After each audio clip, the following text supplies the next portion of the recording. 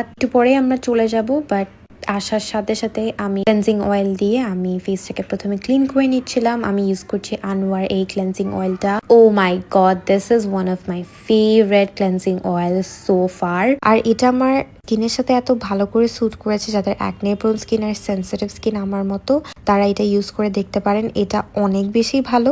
আমি বাইরে থেকে আসলে সব সময় ক্লেন্সিং অয়েল দিয়ে প্রথমে ফেসটাকে ক্লিন করে তারপর ফেস ওয়াশ দিয়ে ফেসটাকে ওয়াশ করি, কারণ আমার অনেক সেন্সিটিভ স্কিন, তো আমার ওভাবে আসলে রুটিনটা ফলো করতে হয়। ফেসটাকে ওয়াশ করার পর আমি সেন্টেলার এই ব্রাইটনিং সিরামটা ইউজ করি। এই সিরামটা আমার ডার্ক স্পটস গুলোকে অনেক লাইট করে, সাথে স্কিনটাকে অনেক ব্রাইট করেছে। ট্রাস্ট মি, এটা আমার সেকেন্ড বটল। এটা আমার খুবই পছন্দের একটা সিরাম। তারপর আমি বায়োডার্মার এই ময়শ্চারাইজারটা লাগাচ্ছি। এটা অ্যাকনে প্রোন স্কিনদের জন্য অনেক বেশি ভালো। সাথে আমার স্কিন এখন এত ড্রাই হয়ে গেছে, এটা স্কিনটাকে এত ময়শ্চারাইজ রাখে, সাথে অ্যাকনে প্রোন স্কিনদের জন্য বেস্ট। বায়োডার্মার মাইসেলা ওয়াটারও বেস্ট অ্যাকনে প্রোন স্কিনের জন্য। আর দেখেন আমার স্কিন জাস্ট আমি একটু টাচ করেছি, পুরো রেড রেড হয়ে গেল, এত সেন্সিটিভ। তারপর আমি ইউজ করছি বিউটি অফ জোসেন্স এর রাইস প্লাস প্রোবায়োটিক্স এর সানস্ক্রিনটা, যেতে SPF 50 প্লাস PA++ আছে। এটা খুবই ভালো একটা সানস্ক্রিন।